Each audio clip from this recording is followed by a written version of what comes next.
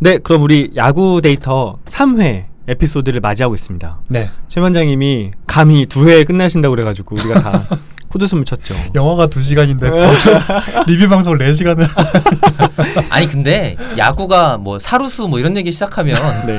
안 끝나잖아요. 근데 그 김 팀장이 코스프레 한 거잖아요. 사실 야구를 좀 잘 아는데 청취자분들을 위해서 야구를 뭐라고요? 정말 모르는 척. 네? 야구가 8명이 하는 거예요? 아니야 13명 아니야? 아 그만해 임마. 너네 엠팍에서 죽었다 이제. 엠팍이 우리 방송을 들어요? 감사한데? 설마 한 분은 거기 듣겠지? 몇만 명 아니에요? 한 분은 듣겠지. 큰일이에요. 지금 신상 털릴 수도 있어요. 엠팍 분들. 진짜 엠팍에 야구 방송 나왔다고 한번 올라가면 재밌겠다. 감당 못해요. 그러면은 160시간으로 엄청 깔릴 거 아니에요. 160 게임, 160 게임. 오류 리스트 아마 올라가. 아, 데이터 올리 오류 리스트. 유치원 때까지 다 튀어나와가지고 탈탈 털릴 수도 있어요. 어쨌든 음. 무서운 분들 이야기는 그만하고. 네네네. 저희가 그 영화가 아니라 영화를 통해서 야구 데이터에 대해서 알아보고 있습니다. 그래서 저희가 지난 2회차 동안은 우리가 지금 계속 보고 있는 머니볼이라는 영화에서 빌리빈이라는 단장, 우리 잘생긴 브래드 피트 빵형의 스토리를 통해서 계속 알아보고 있었어요. 그래서 이제 빵형의 고민은 그런 거죠. 내가 이제 게임을 잘해서 우리 구단이 게임을 잘해서 이기고 싶은데 선수는 계속 뺏기고 있어. 돈도 없고. 내가 아주 적은 돈으로 다른 경쟁 구단보다 더 뛰어난 성과를 내야 돼. 그러다 보니까 데이터를 활용하고 싶었고, 그리고 마침 찾아갔던 경쟁 구단인 오클랜드 맞나요? 네, 오클랜드. 네, 오클랜드에 가서 거기서 데이터 분석하고 있던 친구를 영입해온 건 클리브랜드. 클리브랜드. 네, 클리브랜드. 클리브랜드에서 이제 데이터 분석하는 친구를 영입을 해서 새로 사람을 뽑았어요. 그죠? 적은 네. 돈을 갖고 뽑았는데 문제는 감독이 안 써주는 거예요, 이 사람들을. 그렇죠. 맞아요. 거기서 진짜 거기서 이제 우리가 확 열이 받았잖아요. 이거야 약간 이런 느낌이 들었어요 진짜. 그러니까 아니 뽑아주면 뭐하나. 현장에 팀장이 그 사람들 안 쓰는데. 그래서 그렇죠. 과연 이런 난관을 어떻게 빌리빈이 해결하는지 그런 스토리를 저희가 궁금해하다가 지난 회가 끝났고, 거기에 이어서 이제 최 반장님께서 스토리 중심으로 좀 소개를 해주시도록 하겠습니다. 네, 지난번에 방송 듣고 나서 영화 저 봤어요. 아, 보셨어요? 네. 그래서 지난번에는 제가 태클을 많이 안 걸었는데 오늘은 준비하세요. 영화를 알고 있다 내가. 좋아. 눈빛 봐. 반지의 제왕 갑시다. 영화 볼 시간이 있었군요 이번에는. 일부러 챙겨봤어요. 근데 그때 왜 이 프로그래밍 코드 올라오는 거 뭐였냐고 그런 얘기 했잖아요. 네네네. 보니까 그냥 데이터베이스 프로그램 같았어요. 코드가 나온 게 아니라 DB가 막 올라오더라고요. 모르는 사람이 보면 막 이렇게 워크벤치 같은 거였나 보구나. 그러니까 직접 보이니까. 뭐 코딩을 하는 장면이 나오거나 이런 건 없었고 잘 정리된 표만 계속 나오더라고요. 오늘 이제 이런 식으로 엄청 이제 알겠습니다. 지적할 거야 아마. 저런 오류는 괜찮아요. 내가 무슨 야구를 한 1년에 160게임이라고 했던 뭐 그런 거나 그렇게 몇 가지가 더 있는데 참 네, 그렇습니다. 더 있어요? 네네. 자, 시작하시죠. 숨은 오류 찾기. 네, 그럼 계속해서 이어서 하겠습니다. 네, 지난 회차에서 이제 실제로 데이터 분석을 접목을 해서 선수를 영입을 했는데 막상 감독은 현장에서 그걸 적용하지 않았던, 그래서 마찰이 생기는 갈등이 아주 최고조에서 이제 지난 회가 끝났었고요. 여러분들께서는 그 처음에 나왔던 등장했던 인물 중에 스카우터 팀장은 아주 그 기존의 시스템의 대표적인 인물인데, 회사에서 직급은 나보다 하나 아래인 이제 그런 인물로 보시면 될 것 같고요. 그 다음에 감독은 다른 부서의 대표 팀장으로 인식해도 될 것 같아요. 그래서 피터는 나의 동료이고, 그래서 이제 회사에서 과연 이 난관을 어떻게 이제 우리 빌리빈이 극복하는지를 얘기를 같이 해보려고 합니다. 자, 이제 팀은 이제 연패에 빠지게 됩니다. 연패에 빠져가지고 헤어나오지를 못하는데, 그 와중에도 감독은 이제 빌리빈이 영입한 선수를 이제 등용하지 않고 원래 있던 기존 선수를 이제 게임에 내보내면서 경기를 운영하게 됩니다. 그래서 그 중에는 특히나 이제 올스타 후보급이었던 페냐라는 일루수가 있는데, 빌리빈은 계속해서 이제 그 선수를 그만 내보내라고 합니다. 그리고 이제 자기가 영입한 선수를 등용하라고 하는데, 감독은 이제 앞서 말씀드린 것과 똑같이 계속해서 이제 등용하지 않죠. 자, 그러면서 이제 여기서 피터가 이제 빌리빈에게 걱정스럽게 얘기를 합니다. 우리 이러다 해고될 거라고, 우리는 실패하고 말 거라고 이제 불안 섞인 얘기를 하는데, 자, 이 부분도 제가 대사를 하나만 옮겨와서 그대로 한번 읽어볼게요. 제가 되게 영화에서 인상 깊었던 몇 개 대사 중에 하나여가지고. 자, 빌리빈이 피터가 불안해하는 피터에게 이런 말을 합니다. 그래, 그럴 수 있겠지. 하지만 문제의 핵심은 그게 아니야. 우리가 고민해야 될 문제는 우리가 이 방법을 믿느냐 하는 거야. 우리의 방식을 굳이 남에게 설명하려고 하지 마. 누구에게든. 자, 본인이 데이터 분석 결과로 가져왔지만 실제로 그것이 현상에서 먹히지 않다 보니까 불안해진 피터에게 빌리빈이 이런 식으로 얘기를 한 거죠. 당신이 고안해낸 거를 믿느냐 못 믿느냐 그게 더 중요한 거라고. 남들이 어떻게 보는지는 지금 중요한 게 아니라는 이제 그런 얘기를 하는 거죠. 자, 이제 그리고 나서 이제 빌리빈은 굉장한 이제 실행에 옮깁니다. 걸림돌로 있던 선수들을 다 방출해버리기 시작을 하는 거죠.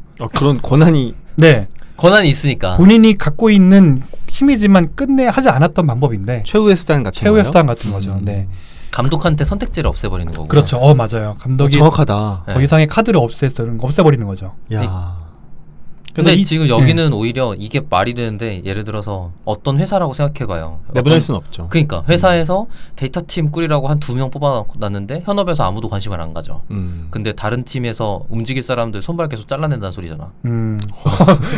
그렇게 하죠. 네. 무섭네요. 근데 방금 전 그 피터와 빌리빈의 이야기가 좀 공감이 가는 게 오늘도 이제 김태준 형님이 그런 얘기 하셨거든요.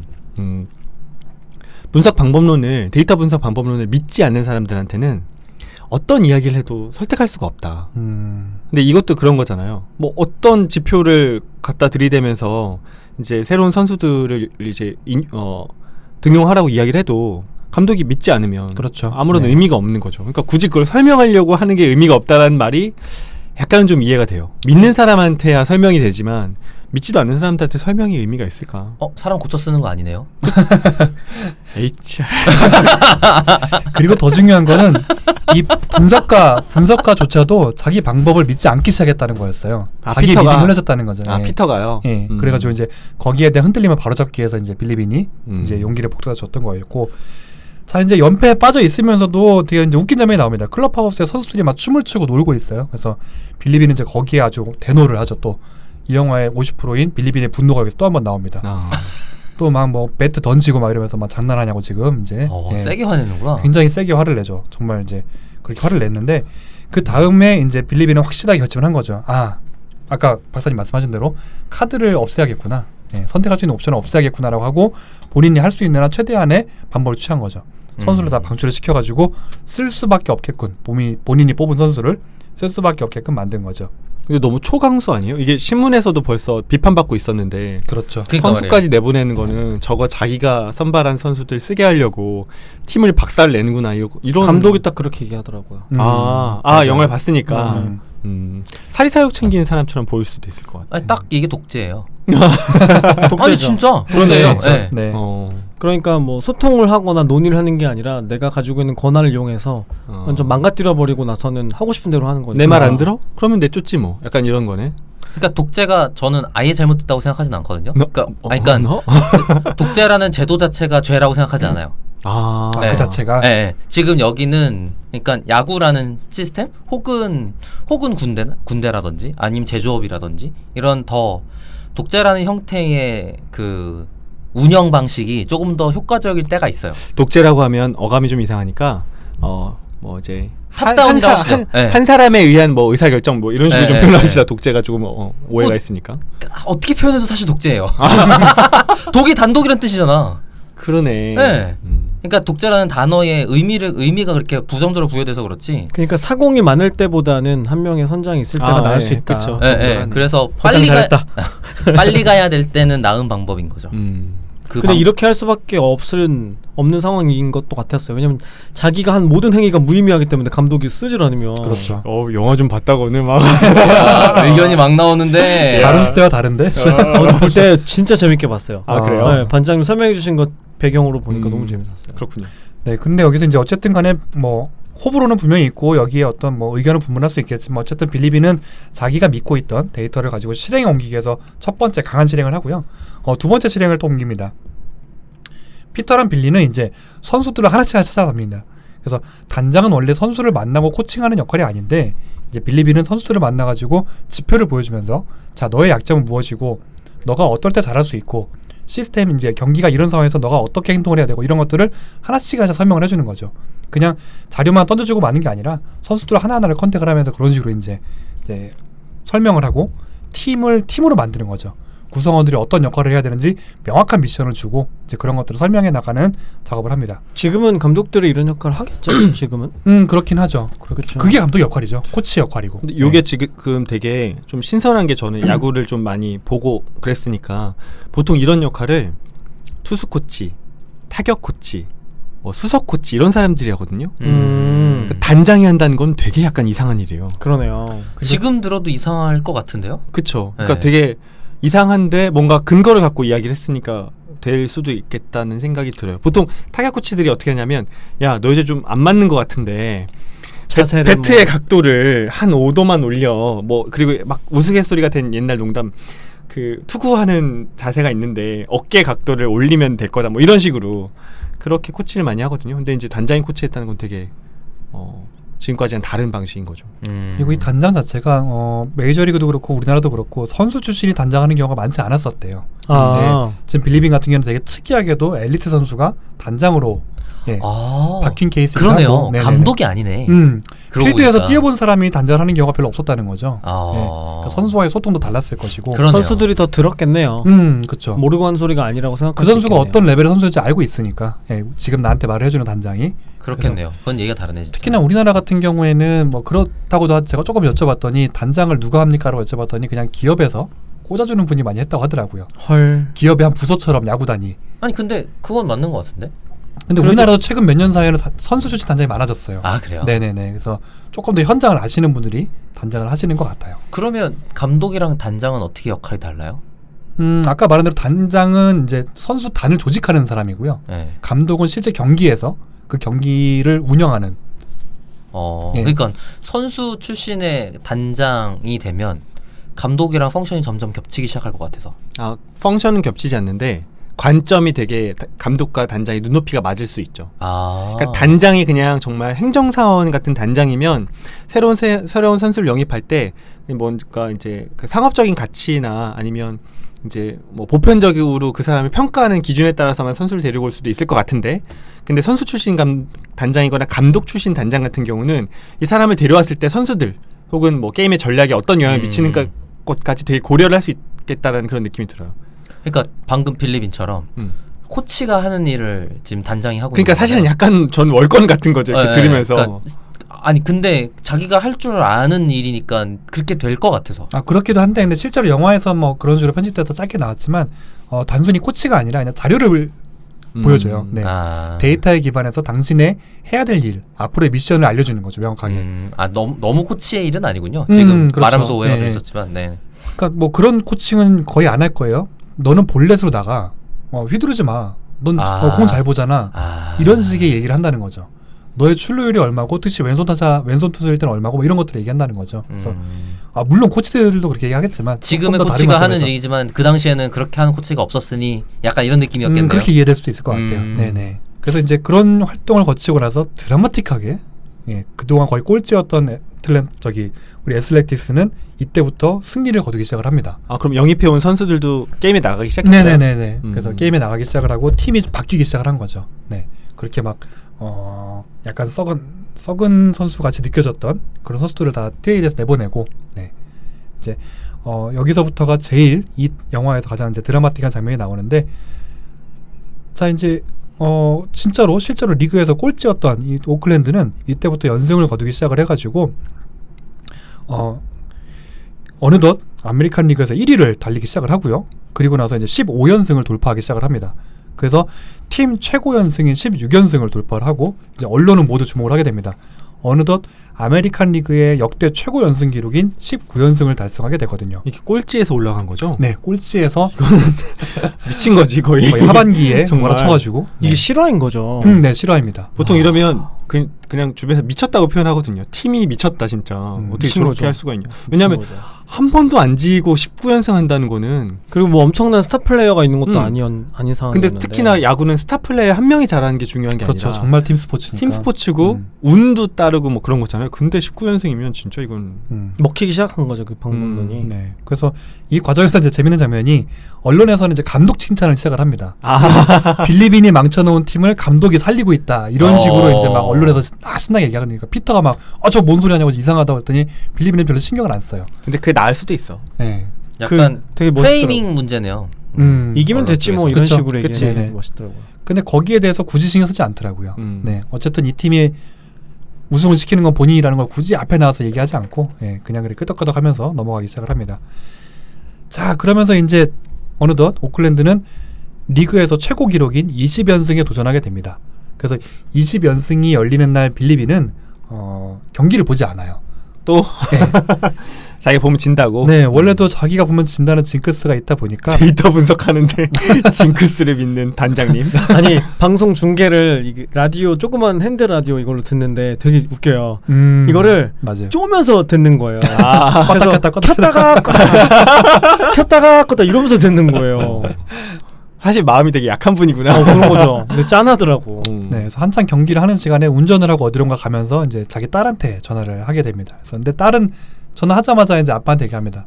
또 경기 안 보지? 뭐 이런 식으로 하는 거죠. 딸 되게 네. 귀엽다. 네, 딸 되게 예쁘고 이제 빌리빈한테 힘을 주는 딸인데 노래 진짜 잘해.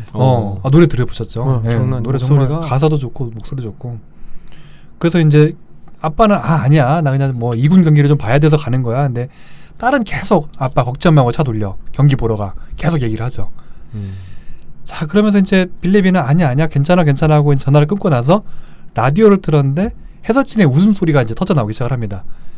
그때 마침 4회를 지나고 있는 시점이었는데 오클랜드는 11대 0으로 앞서가고 있었던 거죠. 우와. 야구 경기에서 11대 아니 뭐 어느 스포츠나 비슷할 것 같긴 한데 11대 0은 이게 애지간해서 뒤집어질 수 없는 스코어거든요. 이런 게 나오기는 하나 봐요. 보통 11대 0으로 되면 반대편 지고 있는 감독이 어떻게 하냐면 주전 선수를 빼요. 그렇죠. 왜냐면 그 장기간의 레이스이기 때문에 체력을 조금이라도 아끼자. 이거 어차피 진 게임이야. 저도 좀 잘 져야 되거든요. 선수 보호하는 그쵸. 거요. 왜냐하면 차라리. 선수들은 이렇게 표현이 되나요? 약간 소모품적인 성격이 있어요. 그러니까 그렇죠. 네. 계속해서 체력이 막 무한 솟아나는 것도 아니고 특히 투수 같은 경우는 공을 많이 던지면 어깨에 피로가 누적되거든요. 그러니까 이제 투수에서도 그 패전조가 있어요. 지금 뭐 A조, B조라고 부르기도 하고 패전조, 뭐 승리조 뭐 이런 게 있는데 패전조를 내보내는 거야. 그렇죠. 그러니까 이닝만 많이 소화해줄 사람들을 차라리 연습해라가 되는 거네. 연습하기보다는 어쨌든 누군가는 투수로 나가야 되니까 그럴 때 투입되는 선수들이 있어요. 소모해도 되는. 예, 좀 좋은 편은 추격조라고도 하고 지는 게임을 좀 추격해보자 이런 의미로 필승조와 추격조 이렇게 부르기도 해요. 어쨌든 그렇게 해야 되는데 지금 그 최 반장의 말씀을 들어보면 어떻게든 이기려고 계속 쫓아간 것 같거든요. 11대 0을 뒤집으려고. 그렇죠. 근데 야구는 점수 차이는 중요한 게 아니죠. 이기면 이긴 거죠. 그렇죠. 그럼요. 네. 1점 축구에서는 점수 차가 중요하게 작용할 때가 있잖아요. 어떻게요? 뭐 월드컵 같은데 그런 월드컵. 룰을 아, 만들기도 하죠. 네. 점수 득실차 차, 득실, 같은 골 득실 같은 거 야구는 상관없어요. 그럼 이기면 이긴 거. 그렇죠. 몇 점 이제 차. 그거는 아마 그 이제 리그에서 개인- 정하게 나누는 거고. 그리고 개인의 뭐지? 기록? 실적? 기록? 약간 이런 거에만 연관이 있지 않을까요? 그렇죠. 타점이라는 게 되게 중요한 그 선수의 경쟁력에 대한 지표인데 그런 그래서 게 야구에서는 이제 순위를 정할 때 득점과 그런 실점에 대해서 정하지는 않고요. 이제 승률로 많이 보통 승률, 정하죠. 네. 네네네. 그러니까 뭐 파이널이 1대 0으로 이겨도 이긴 거고 100대 1로 이겨도 이긴 거고 뭐 게임을 160게임이나 하는데 그렇죠. 144라고. 대신에 기록에 영향을 미치기는 하죠. 분명히 팀 방어율, 뭐 팀 득점률, 뭐 개인도 마찬가지고요. 그런 통계적인 수치에는 영향을 미치겠지만 어쨌든간에 네. 자, 11대 0이라는 스코어를 듣자마자 빌리비는 또 겁나 멋있게 이제 픽업 트럭을 운전하다가 한 손으로 핸들을 팍 돌립니다. 그래서 경기장으로 향하는 거죠. 확 돌리시는구나. 설마 이 경기가 뒤집어지겠느냐라고 했던 경기는 이상하게 흘러가기 시작을 합니다. 빌리빈이 경기에 도착을 하자마자 갑자기 선수들은 들떠 있었는지 안타를 허용하고 실책을 하면서 한 점 한 점 실점을 하기 시작을 합니다. 그래 빌리빈이 봐서 그래 그거. 그렇게 본인은 충분히 생각을 하게 되죠. 역시 하면서 내가 괜히 봤어. 네. 자, 그래서 11점 차였던 경기는 어느 순간에 동점까지 따라잡히게 됩니다. 11대 11이 된 거죠. 네. 진짜 이상하다. 정말 네. 근데 요즘 가끔 이런 경기 있어요. 아니 잠깐만. 네. 근데 이게 실화 바탕이면 정말 11점 차였다가 동점까지 갔다가 인계 리얼이었던가요? 한국 프로야구에서도 요즘 왕왕 그렇게 나와요. 아 진짜요? 네, 그럼요. 10점도 뒤집히고 막 그래요. 그건 재밌겠다 진짜. 그래서 그런 경기 보통 대첩이라고 표현하죠. 어. 땡땡땡 대첩. 반대편 팬들 입장에서는 와 진짜 짱나겠네. 미치는 거지. 그러니까 와 이 감정의 롤러코스터. 그쯤 돼야 게임이 재밌겠네 진짜. 제3자면 재밌죠.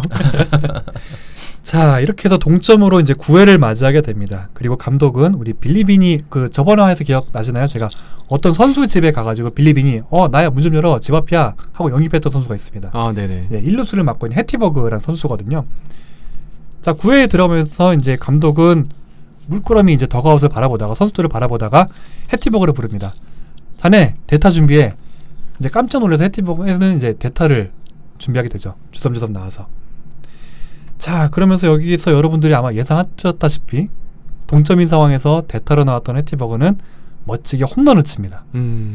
그래서 홈런을 치고 그라운드를 돌면서 이제 환호성을 지르고 게임을 이기고 오클랜드는 20연승, 리그에서 최초라는 20연승을 달성하면서 승리를 하게 됩니다. 해티버그가 뭔가 이 뭐라 해야 돼? 결국 이때까지 놓았던 초석이야 같은 포석이야 같은 느낌으로 해결을 하는 거네요. 바로 이 경기를 위해서. 그렇죠. 네. 네, 마치 빌리빈이 이 한 순간을 위해서 여태껏 싸워왔다는 듯이 그러니까 말이에요. 예, 그 여태껏 힘들었던 모든 순간을 이 하나의 홈런으로. 네. 그래서 뭐 경기장에서 있던 피터, 빌리빈 모두 아주 그냥 뜨거운 눈물을 흘리면서 네, 그 광경을 실제로 원래 그 오리지널 경기 영상 계속 교차 편집을 해가지고 실제로 보시 굉장히 감동적이에요. 네. 그래서 일부러 관중 소리를 죽여 넣어가지고 막 더 감동을 일으키기도 하고, 네, 좀 그런 부분도 있었습니다.